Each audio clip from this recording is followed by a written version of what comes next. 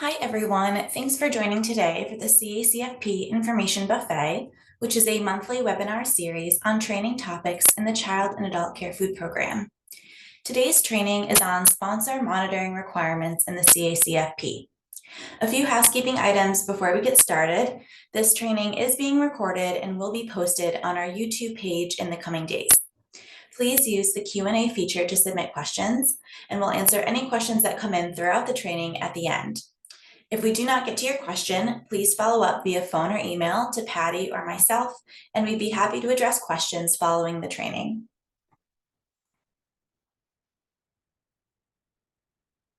The agenda for today's presentation will begin by reviewing what agencies or institutions participating on the CACFP are required to conduct monitoring. A detailed review of monitoring requirements will be covered, and then we'll discuss corrective action and noncompliance observed during monitoring and finish with resources, flexibilities, and tips for success. The general requirements for today's training will focus on the child care component. However, many of these requirements are the same for other components of the CACFP. I also want to mention that there are no new requirements for monitoring being presented today. So we hope this serves as a helpful review and gives you some ideas for best practices. We will be showcasing some newly revised forms that we'd like you to begin using, but otherwise this is a review of the current rules and regulations. A sponsoring organization is an entity that operates 2 or more affiliated sites participating on the CACFP.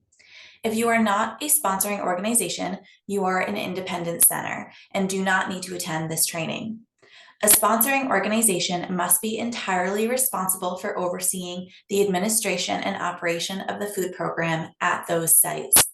One of those additional requirements of a sponsoring organization is monitoring, which we'll be covering in today's training. So a sponsoring organization is responsible for overseeing the administration and operation of the CACFP at all its sites. This is essentially the purpose for monitoring. Therefore, monitoring requirements are done via site reviews and must be conducted at all facilities that participate on the CACFP.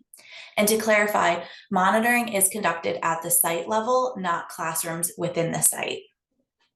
To complete monitoring requirements, sponsoring organizations must have adequate staff to effectively complete monitoring visits at each site to evaluate compliance with CACFP requirements.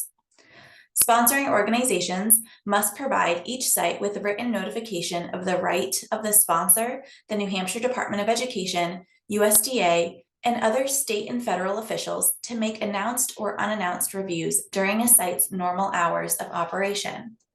This notification must inform sites that everyone making such reviews must show photo identification that they are employees of one of these entities. Notification of reviews applies to all sites, even if the site is the same legal entity, which we refer to as affiliated. Provide this review notification to new sites prior to the start of service under the CACFP. Monitoring staff must complete a pre-operational visit at the following sites: sites that are new to the CACFP sponsorship, sites that move to new locations, and sites that close for more than 1 month. The pre-operational visit must be completed prior to a new site beginning its CACFP operation and prior to the beginning of CAC operation at the new location. This is to ensure the site is equipped to operate the CACFP and document that site staff with CACFP responsibilities have been trained on program requirements. Participants or staff are not required to be present during the pre-operational visit, since this visit must be completed prior to the start of CACFP operation. Each pre-operational visit may be completed on the CACFP pre-operational visit form. This is a newly revised form, and we hope that the form will be easier for sponsors to follow. As with many forms, you're not required to use the ONPS prototype form. However, all information on the ONPS form must be included in the sponsor's form. If a sponsor is cited during a review for not having all required information on their form, the corrective action plan may include requiring you to use the ONPS template. Please feel free to contact us if you have any questions about this form. You will also notice that towards the top of the form, it indicates that this is for childcare centers, at-risk programs outside of school hours, and emergency shelters. If you are an adult daycare center or a family daycare home site, you will have a separate form, which we are posting to our website shortly.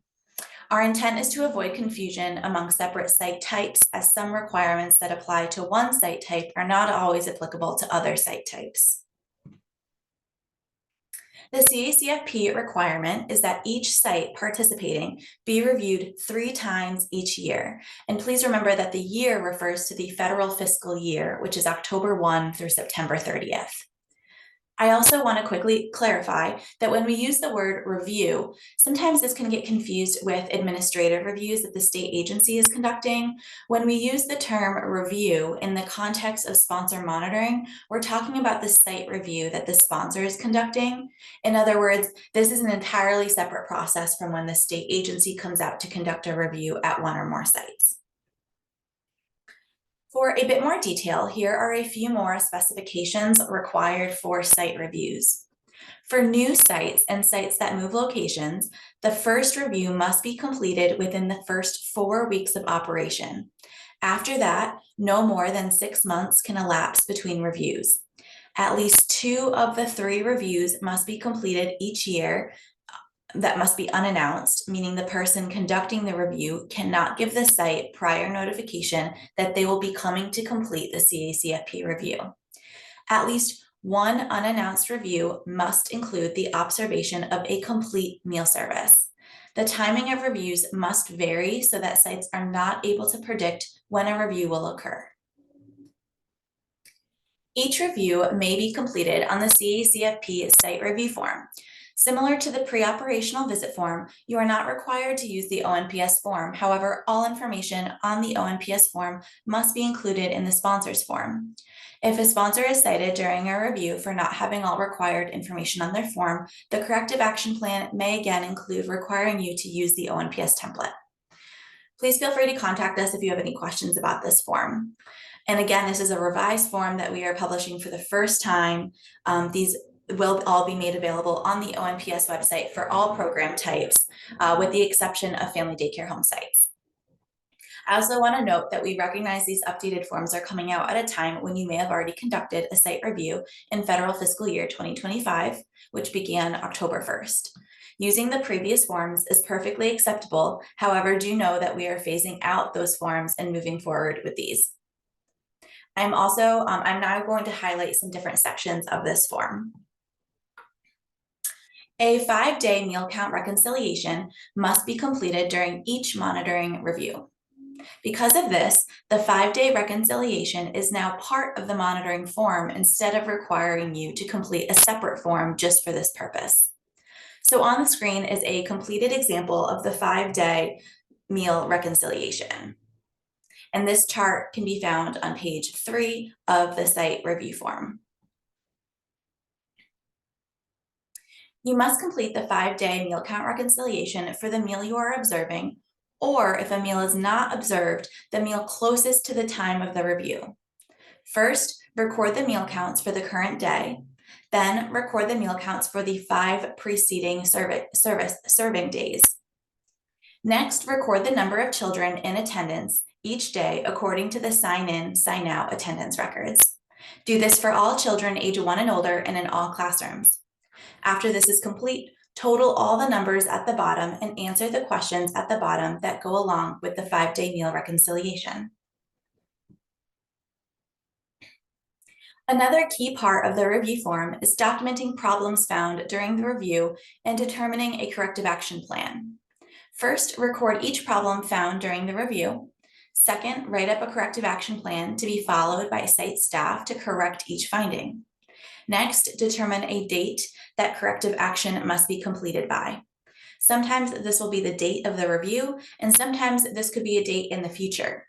You may then need to follow up with the site later to verify corrective action was implemented and that findings have been corrected. Here is an example of a cited finding. This is a screenshot of the site review form.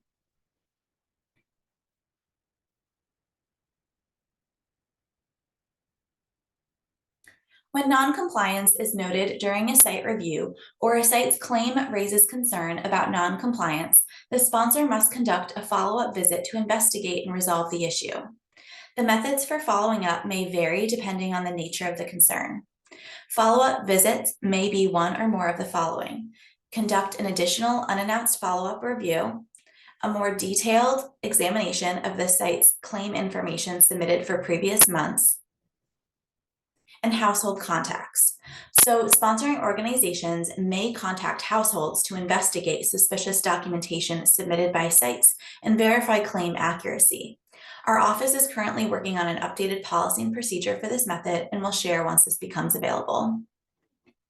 Documentation must show what corrective action was taken. Our next information buffet will be on developing a corrective action plan. While that training will be geared specifically for corrective action plans based upon administrative reviews that our office is conducting, you can certainly work to develop similar corrective action form procedures, templates, and forms with your sites as you review them for CACFP compliance during your site reviews. Monitors must recognize conditions that impose an imminent threat to the health and safety of the participants, staff, and/or the public and notify the relevant authorities. When serious deficiencies are identified during a monitoring review, the sponsor must complete the site's next review as unannounced. On this screen are a list of serious deficiency findings. If you have any questions, please contact the Office of Nutrition Programs and Services to discuss any issues that may result in serious deficiencies. It is recommended to read over the previous review form prior to conducting the next review to see if there were any issues that you may need to possibly address or check on. You also may want to bring the previous review form along with you to the current review. You want to ensure that corrective action for any previous findings were permanently implemented. CACFP regulations permit flexibilities for sponsors of the at-risk meal program sites that participate in the National School Lunch Program and/or the Summer Food Service Program. For pre-operational visits, sponsors are not required to complete pre-operational visits at sites participating in the NSLP or SFSP prior to the beginning of CACFP operations. For site reviews, non-school food authorities who participate in the SFSP, the 3 required CACFP reviews may be completed as follows. 2 reviews may be completed for CACFP, and 1 review may be completed during the summer for SFSP prior to the end of the 4th week of SFSP operation to assess compliance with the SFSP requirements. If the CACFP sponsor has not met the CACFP site review requirements, the 3rd site review conducted during the summer must meet the unannounced and meal service observation requirement. A CACFP review frequent finding we see is that not all required monitoring is being completed. To facilitate this, planning ahead is essential. The annual application process did have you complete a monitoring schedule, but feel free to create your own monitoring, tracking form, Excel sheet, etc. to keep track of this. Here's an example of a monitoring tracking form. This is also helpful to ensure you are meeting the unannounced review requirement, as well as making sure that no more than 6 months elapse between reviews. We did talk about this on a previous slide. However, we want to reiterate that the timing of the reviews must vary so that sites are not able to predict when a site review will occur. Another frequent finding is that forms are not fully completed, including missing signatures. After the form is complete, do be sure to double check you have completed the form in its entirety. Lastly, sponsors may use their own forms. However, all information on the ONPS form must be captured. If you have any best practices on monitoring, please share them in the chat or feel free to email me and I can share this out in the next newsletter.